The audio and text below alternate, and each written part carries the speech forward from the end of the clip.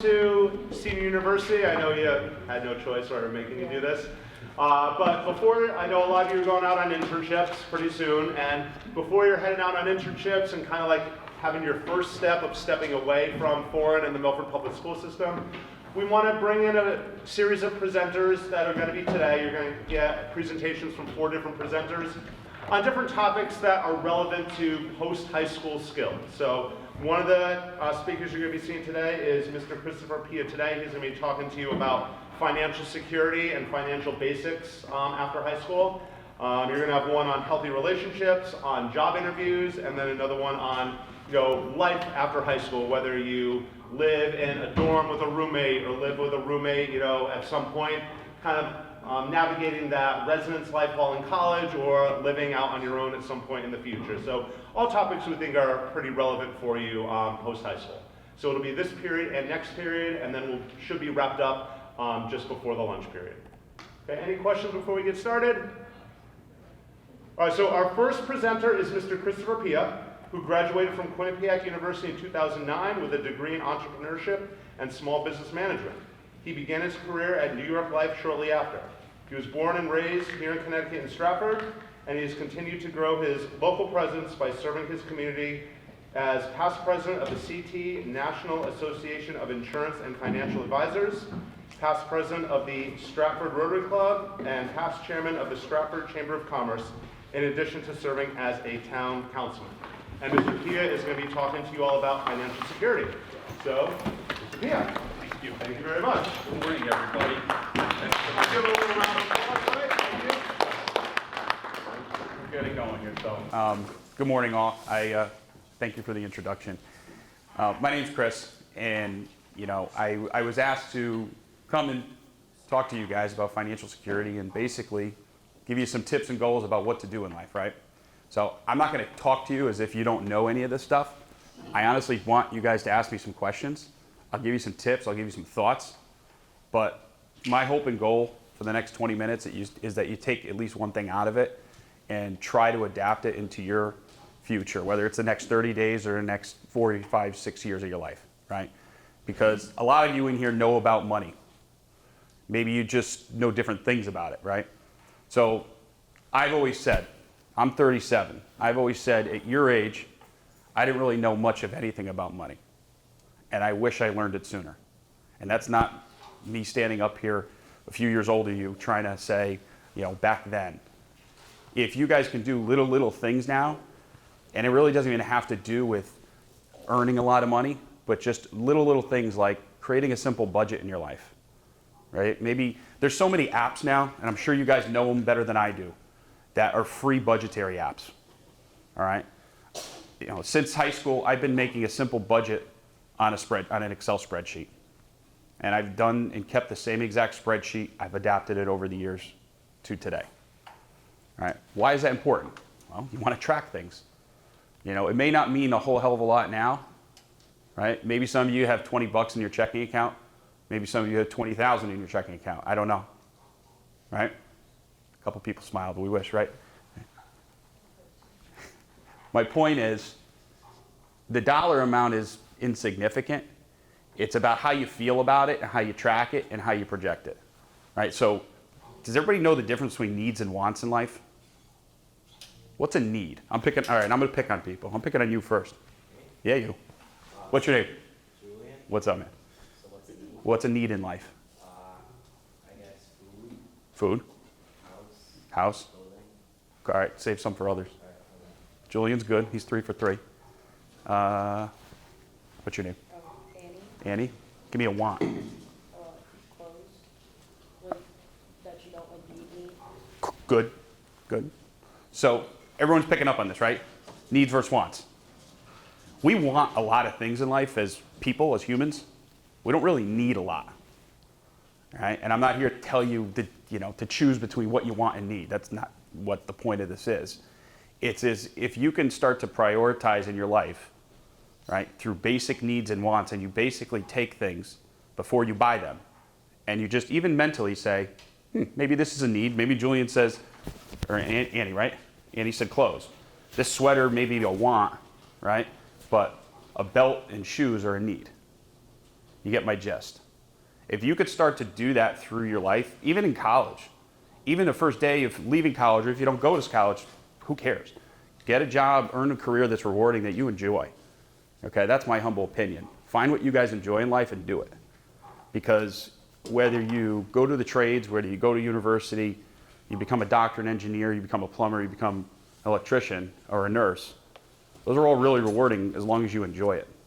Yeah, you want to make money to support yourself, your family, and grow, and have financial security. We all do. There's nothing wrong with that. But when you can enjoy it and make money at the same time, it's actually a great feeling. And you can help other people too. That's the cherry on top, right? So needs and wants, if you look at everything from a need and want perspective, it'll really give you a good perspective on future purchases and how you save money. Everyone here have a budget? It's okay, be honest. Oh, Julian's winning so far. And that's okay if you don't, right? You may not have much to budget right now. You guys are all seniors? Everybody's a senior here. Okay, good. Does everyone probably has a driver's license, right? So gas, when you fill up your car, is essentially a need at this point, right? Everyone have a credit card, right? Does everyone know the difference between good debt and bad debt? Good. There's a lot of you guys know some of this stuff. Good debt, bad debt, right? What's good debt? Well, it's $50 a week to swipe on your credit card for gas. And then what do you do at the end of the month with that credit card? Pay it off every single month, right? Treat that credit card, okay, as if it's regular cash in your checking account. Do not grow that thing more than you can afford to pay off every single month. Make sense?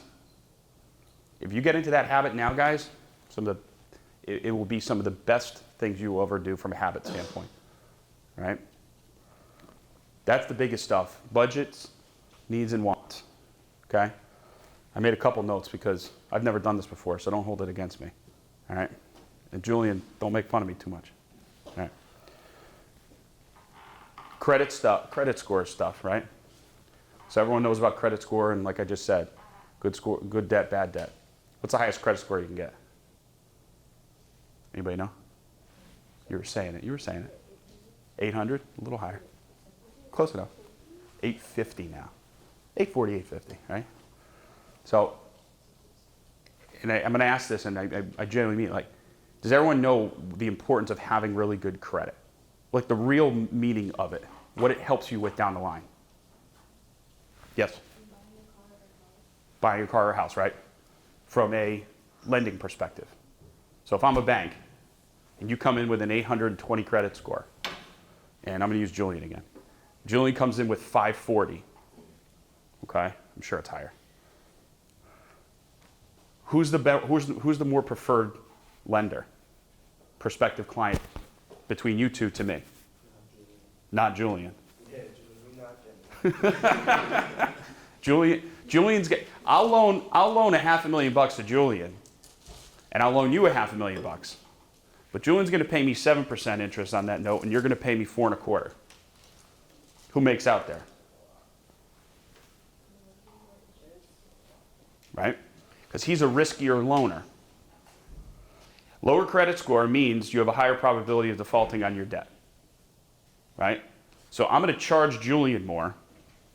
I'm going to make more money and profit and interest off him because that's going to basically offset my risk of him defaulting and not paying me back. You've done everything perfect. Paid your credit card every single month for 10 years. Paid your electric bill every single month. Right? All those little things that we don't even think about in reality, guys, right? But it's really important because 10 years of doing this, of just paying off your gas credit card starting in high school, when you guys get out of college, you're going to have a good solid 8-9 years worth of credit history. So would you like to start in a position that's advantageous to you, right? Whether you don't buy a house or a car right out of college, that's fine. It's, again, irrelevant to this point.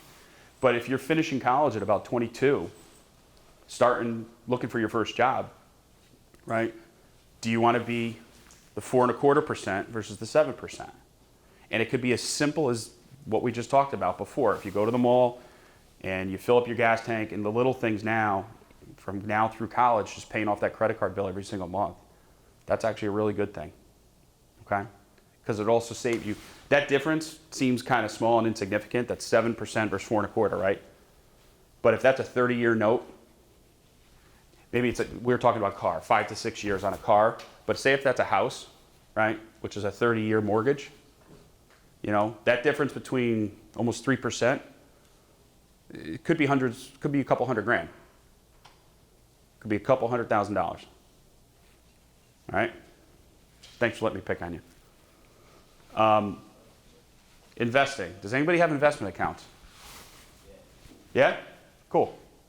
What do you like to invest in? A lot of the AI, cannabis, tech companies, electric companies. That's cool. Good for you, man. You read on your own? Good for you. Do that. That's awesome. You're thinking long term, right? Good for you. What's your name? Josh. Josh, nice to meet you. Doing on just on an app? Robinhood? Cool. So everyone hear what Josh said? That's awesome. And again, my biggest thing in college, I didn't invest in anything because I was scared of it. Right? I didn't even know where to start. Right? Start with what you guys know. So, what did Josh say? AI, cannabis, and a couple other things, right? If you like something, learn about it. Right? Everyone knows what Amazon is. Guess what? Every single person, I guarantee you pretty much every single one of you has ordered from Amazon. Or your parents or guardians or whoever, at your home there has been an Amazon delivery in the past 4 years. Right? So think about that for a second and almost backtrack to say, how did that product get here by pushing this? How much money did Amazon make on delivering that to me for $20 with free delivery? Did you ever think about that? Because when you kind of start going down that rabbit hole, you're going to learn about companies, profitability, supply chain, all these little things, and you're going to say, how do I invest in that? Right? Why is AI cool right now, Josh? Why AI? Because in 2024, it's going to go up for sure. Right. Companies are like investing in AI companies to do their job for us. I totally agree with you. I mean, listen, AI is artificial intelligence. I assume all of you know that, but it's changing the world. It already has been. So it's one of those things, like when Bitcoin was, $500 a coin, and now some people think it could be worth $100,000 by the end of this year, right? Which is crazy.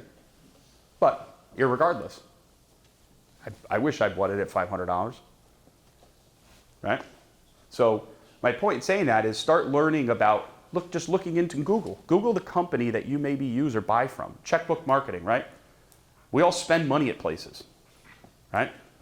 Look into the companies that you spend money at and wonder, why do I buy from this place? Well, maybe I like their brand. I like their style. I like the way the car runs, whatever it is. Look into the stuff that you enjoy and start teaching yourself. You can just Google it. Yahoo Finance, I still use it since way back because I've been doing my fantasy football on Yahoo since I was in high school, right? So Yahoo Finance is still, I think, along with a bunch of others, it's all free stuff you could just use to start looking into stocks, bonds, companies, AI, trends. Take 5 minutes every morning and just look into it. Who knows? You may start to like it, right? And there's a lot of free apps out there. And again, I'll just tell you this, before you start investing money in anything, really do your homework on it and do your due diligence and start very small and understand it, right?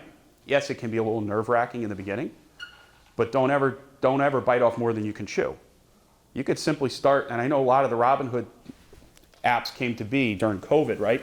Because it's all about putting in very small increments, which is great. 5, 10, 20 bucks, right? If you can afford to put in 20 bucks a month and teach yourself some basics, why not? Right? But don't do more than you can afford to lose. That's one of the golden rules. Okay? Does anyone know what a Roth IRA is? All right, I'm going to pick on somebody new. Is it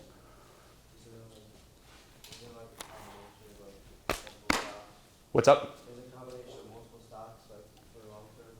It's a combination. Yes, you're essentially right. Let's take that. IRA. Does everyone know what IRA stands for? Somebody tell me. Okay, that's all right. I like honesty. IRA stands for Individual Retirement Account. Okay, so you'll learn about IRAs. It's essentially how we as Americans save for retirement, right? It's one of the tools. Right? Any one of you, okay, we can open up IRAs. Okay? All that means is this: you put in money, you can invest it in stocks and bonds, AI, whatever you want. Okay? And essentially the growth of the account over your lifetime is going to grow. The government's going to allow it to grow without taxing it during our working years. Okay? Because it's an incentive account for us to save for retirement. Right? And then when you get to retirement, that's when you can start pulling out the money to live on. Right? Because if you think about it, guys, right? Let's just take through your college years. That's my point here. Okay? When we're all 25, you probably have a good 40-year window for work. Right? That can be really fun, don't get me wrong. Life's not over when you turn 25. But you're going to start to really need to understand tools like IRAs, like brokerage accounts, like X, Y, and Z, right? Because you're going to immediately be put in a position where you got to start making these adult decisions, right? So the more little things you can start reading about now, take 10 minutes a day, right? Learn about investing. Google what a Roth IRA is. Google about good budgeting habits. Right? Little stuff like that, good debt, bad debt. Start paying that credit card off every single month. Okay? If you can't afford to buy it now, don't buy it. I know that some people don't like to hear that, but that's the reality. Because little decisions like that will come back to harm you down the line, and you want to be in a position that doesn't come back to bite you, right? What are some of the other things that interest you guys from a financial perspective today? I'm curious. Anything. Companies, stocks, ideas. Come on, Julian, you got something. I've been investing in a lot of stocks Yeah? in the last bunch of years. Good. And how'd you learn to do that? My mom, she's an investment manager. Okay, so She's in the investment. yep, that's great. So she's taught you some basics and you keep teaching yourself, right? Did everything I just say basic, would your mom agree with? Yeah. Okay, right. So it's little things like that. And just because Julian's mom and I basically do what we do for a living, right? Where we advise people and people pay us a fee, or, we earn a living based off of giving advice. That's what I do, right? And I didn't want to do this. I had no clue that this even existed. All right? Most of you guys in this room will probably end up doing something in your career that you have no clue about now or doesn't even know exists right now in all reality. When I was in high school, I grew up in Stratford and I went to St. Joe's. And when I was in high school, I wanted to be a state cop my whole life because my family was all in police. And when I got to college at Quinnipiac, my best friend's family owned a big business.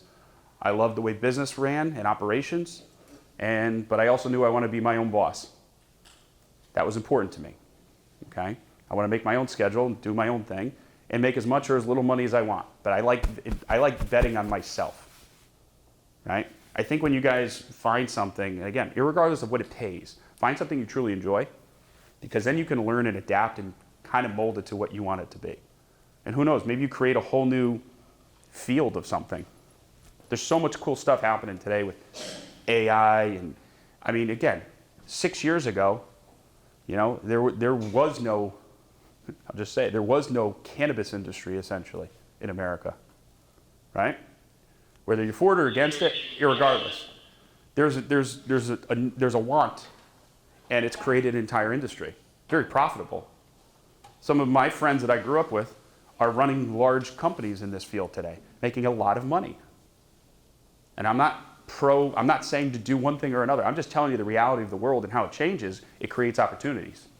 So if you're always kind of feeling out what you like and tracking it, right, whether it be from AI or other investment companies, it's going to inevitably lead you guys to finding something you really enjoy, whether it be working that field or investing in it. That's kind of my point, to kind of bring it all together, is look into things that you like and then just start to wonder how they make money and maybe how you can share in that profitability. Right? Because what essentially is a stock? Does anyone know what just the essence of of buying stock means? Take a guess.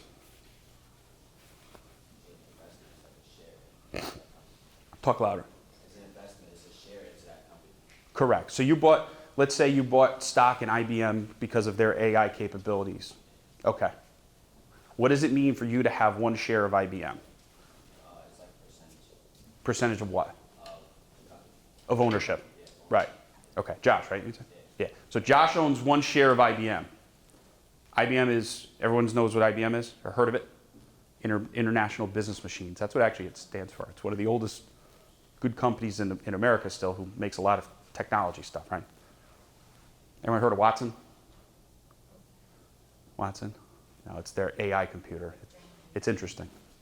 My point is, okay, when you own a share of a company, a publicly traded company, you're a part owner in that company. It's kind of cool, actually. Technically, you have a vote in how that company is run.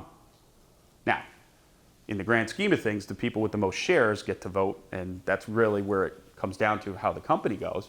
But it's kind of neat that you can go on your phone and buy a share in Google or Amazon today and become technically a part owner of that company. With that comes profit and rewards, right? Or losses. So if you buy $100 worth of Amazon today and it goes up to $200, guess what? You've made a profit when you sell it.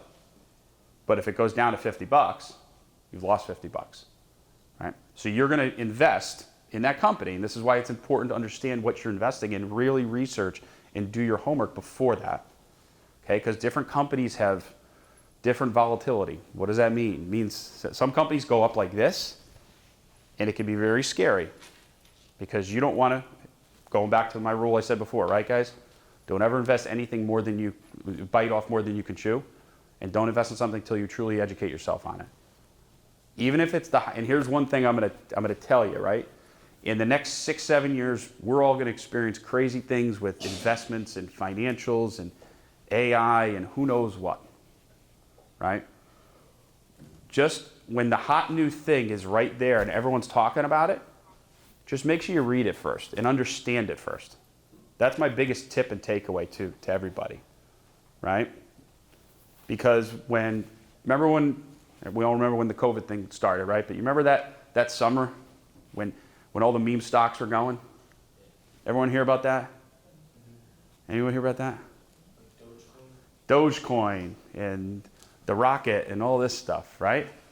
Cool stuff. People were making millions overnight, or so they said, right? When it's too good to be true, it usually is, and it's true with your money. Treat your money and treat your family's money and your business with a lot of respect in terms of how you invest it, okay? Educate yourself, all right? That's the best thing I'll tell you. Yes, pal? If you don't mind me asking. Ask anything. What's up? Do you invest in any stocks? Am I investing in stocks? Yeah, I am. Yeah, so what do I do, right? I'm 37. I believe you practice what you preach.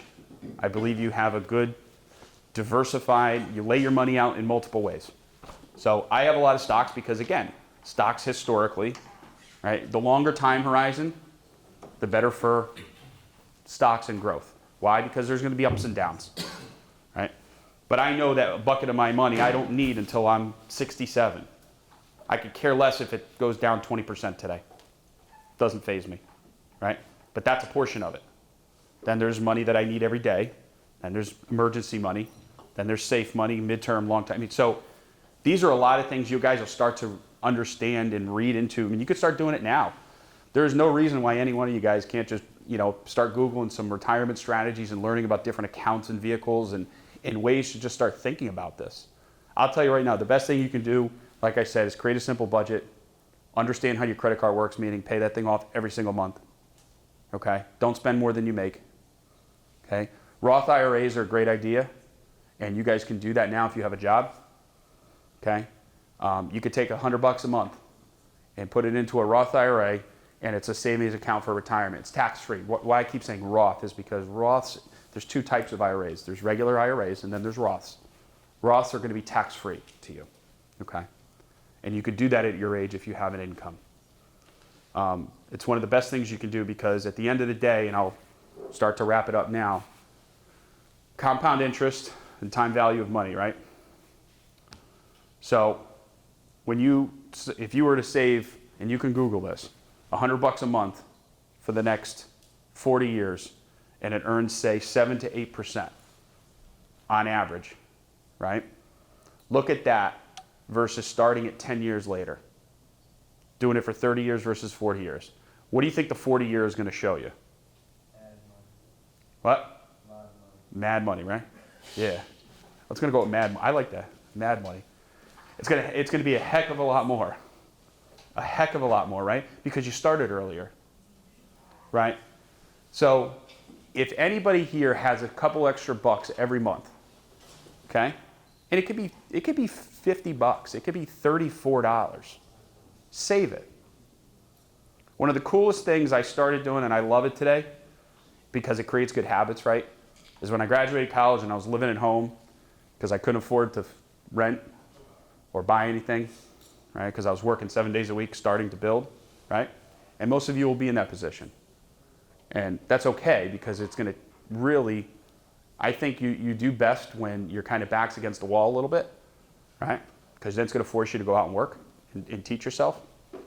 But one of the best feelings was at the end of the month, if I had 20 extra bucks, I swept it into my savings account and I forgot about it instead of spending it on something, right? Because 15 years later, you're gonna wake up and be like, huh, that's all money I never even, you forgot about it. And once you guys build it into your budget, you're gonna forget about it too. You really are. Do a budget for a year and really keep to it. You're gonna have changes, things are gonna pop up, I get that. That's normal.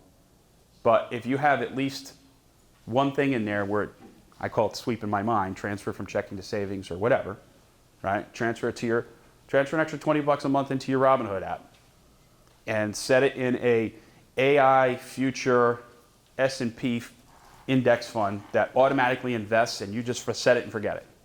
Like what Josh is doing, right? I guarantee you 10 years from now, you're gonna open that app up and be like, oh wow, that's pretty cool, right? That's the concept. Set it and forget it. Don't bite off more than you could chew. Pay off your credit cards every month. Simple budget. And start Googling some retirement strategies and basic accounts and learning some basics about what to invest in. Because honestly, it'll be fun for you. You'll make some money. And then at the end of the day, down the line, right, it'll be cool so at the end of the day that you could start giving back to other people and teaching other people the same thing. That's a nice feeling, especially when you give back to others. Yes, buddy. What's up? Do I trade options? I do not trade options. No. I know about them. You doing it? Good for you, man. Good for you, Josh. Options are very volatile. Just do your due diligence. Do your due diligence. Good. Any other questions? Yes. Going into college. I'm sorry? I said, going into college, do you think, like, I should focus on, like, investing more of my income into savings or, like, more into stocks, like maybe 5% into stocks and then, like... I think going into college, if you know that you're going to be going into college tomorrow and you're going to need some of that money to pay for college, whether it be for tuition, books, whatnot, you're going to need that money in the next 4 years, right? I would keep that money as liquid and as safe as possible. Meaning, I wouldn't, if you need to save $100 a month and 3 years from now you're going to need that $100 a month that you've saved, I would keep it in almost like a savings account so it doesn't fluctuate like crazy, because the worst thing is you save that knowing I'm going to need it in 2.5 years and then the market crashes and then it's going to be, so keep it very safe in that short term for what you just explained. So, like, do you suggest focusing more on, like, learning and my money rather than, like, spending all your time doing, like, minimally shops going into college? I think you should do both. I think you should work, and then when you get home, I think you should educate yourself, either at night or in the early morning or on the weekends about all this stuff. I think that's the best way to do it. Thank you very much. You're welcome.